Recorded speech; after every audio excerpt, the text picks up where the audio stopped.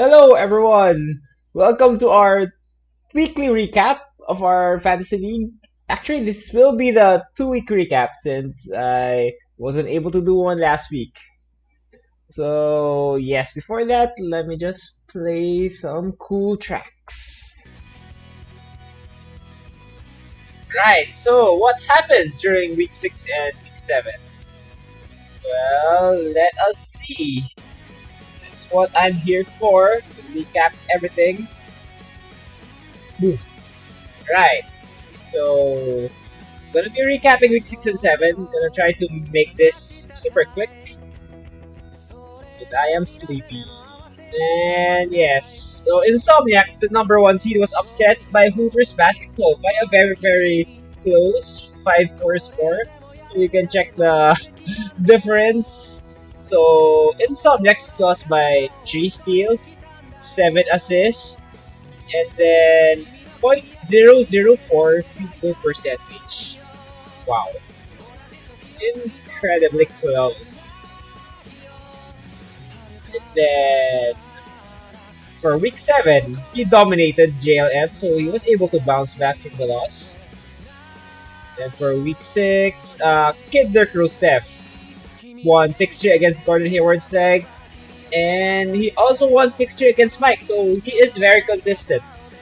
He is actually employing a small ball strategy, as you will see later. You can see in the stats that all of his dominating stats are in the small ball categories. Then there's Kingdom Come. So Kingdom Come won 6-3 on week 6 against Team 4Play, and he won another one against Team Turnover. So he was able to bounce back from the 2 consecutive losses. And then here are the standings. So Insomniacs retains first place. There's Kid Steph and Kingdom Come closely behind. Big team. Still a solid fourth. And at last place is Bricks All Around. Let's take a look at Bricks All Around's team. Why is he in last place? Yeah, that is why he's in last place. He has 3 injured players in his starting lineup. So Bricks All Around, if you are watching this, please set your lineup, fix your lineup. We can actually put the injured players on the injured list, so you can pick up more players or more serviceable players in the free agents. Alright, so as we do every week, I will be showing you the Roto rankings. And week 6. Alright, so here we go. For week 6, tops in field goal percentage was fantastic. Future percentage was Kid Dirk Steph. Trees, turnover, rebound was Kingdom Come. Assist, turnover, steals, Kingdom Come again. Blocks, Insomniacs. And turnovers was Bricks All Around. So as you can see from Kid Dirk Steph, yes, the reason why he was in small ball, I explained earlier. So he stops in field goal percentage. That is a small ball stat, and he is last in field goal percentage. So he has actually tacked the field goal percentage category. It doesn't care if he loses that. So the thing about head-to-head is you just have to win at least 5 categories. So it is a viable strategy to tack certain categories in order to ensure that you will win in the other stats. Then for the week, so number 1 in terms of Roto rankings for the week was Hooters Basketball. So he got 74 points, and second place was Insomniacs. So wow, so that was insane. Hooters Basketball jumped to number 1, and Insomniacs was at number 2, and they just happened to match up for that week. So Insomniacs was very unlucky matching up against the number 1 team. And third is Team Turnover. I think it was powered by James Harden and his 50 points. And there's Kid Dirk Steph tied with Kingdom Come. Fantastic. Big team in Team 4Play are tied. Mike's, then Bricks All Around. Last place is Gordon Hayward's leg. And so let's take a look at week 7. So here is week 7. Free throw percentage, Gordon Hayward's leg is number 1. Free throw percentage is Insomniacs. 3-pointers are tied between Kid Steph and Team Turnover. Points, 15 is tops. Rebounds, Kingdom Come and his big ball or tall ball team is leading. Assist, Gordon Hayward's leg is leading. Steals is also Insomniacs. Blocks, Kingdom Come once again.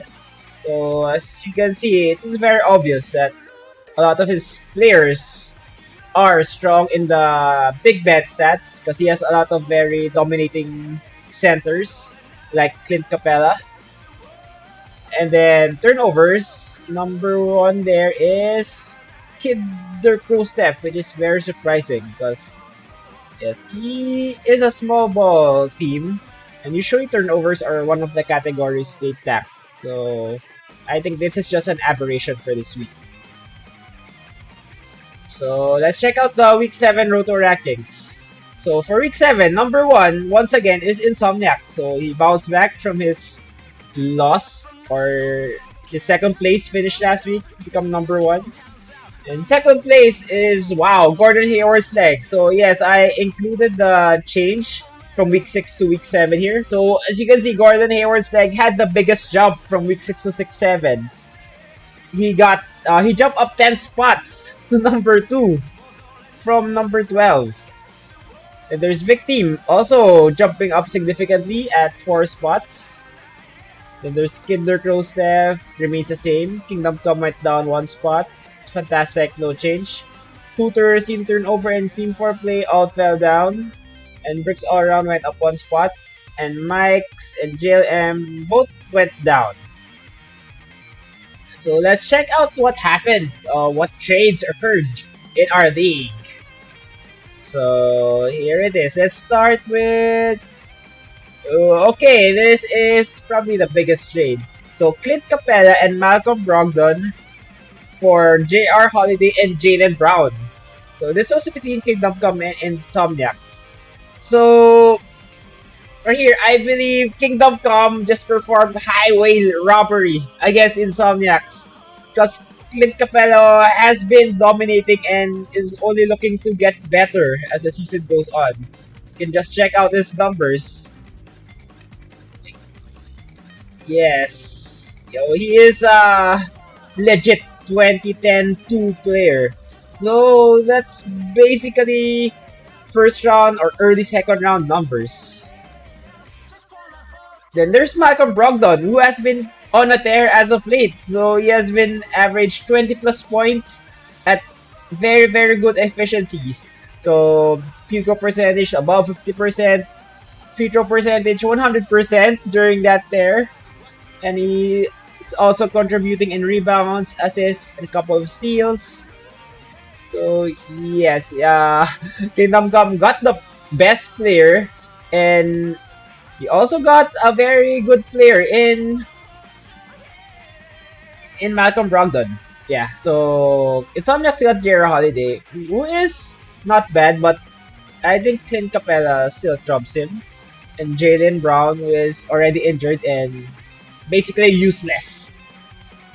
So yes, you have to watch out for Kingdom Come. He is going to try and steal your superstars from you. Now let's go ahead to the other trades. Alright, so there we go. Another blockbuster trade. Dak Lavine traded to Team 4 Play for Montrezl Harrell for Victim. Yeah, so I think this is a pretty fair trade. So Zach Lavine will give you a lot of points and trees, while Montrezl Harrell will give you field goal percentage and rebounds.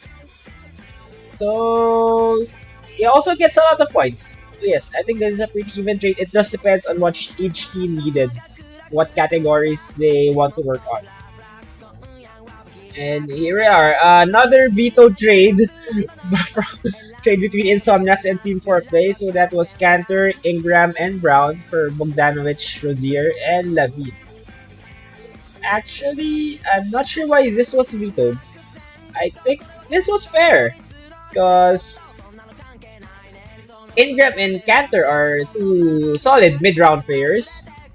And it's basically a trade Cantor for and Ingram for Levine, who is probably a round up or a round ahead of Cantor and in Brandon Ingram. And Bogdanovich was just on the free agency just not that long ago. And Rozier, I think the Destroyer has been trying to unload Rozier for a long time. So he was just a filler in this trade. So yes, I do not know what the league is thinking.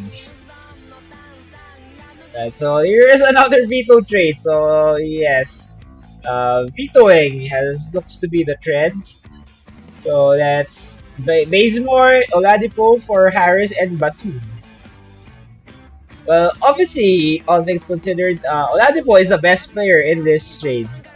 However, he is injured.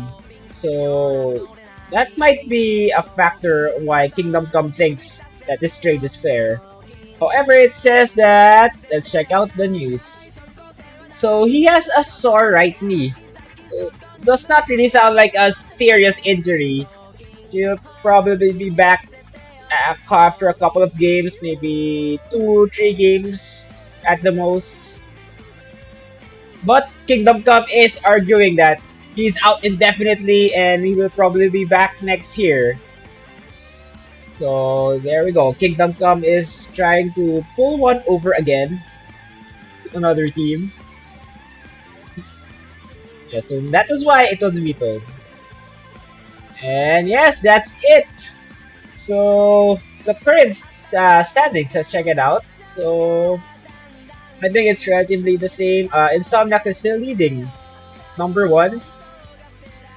And Kinder Krosef, Kingdom Come, Vixoron is last place. And then let's check out the Roto rankings for the season. So for the season, it's also Insomniac. It's number 1 at 81 points. And actually far behind, a 20-point lead over Kinder Krosef.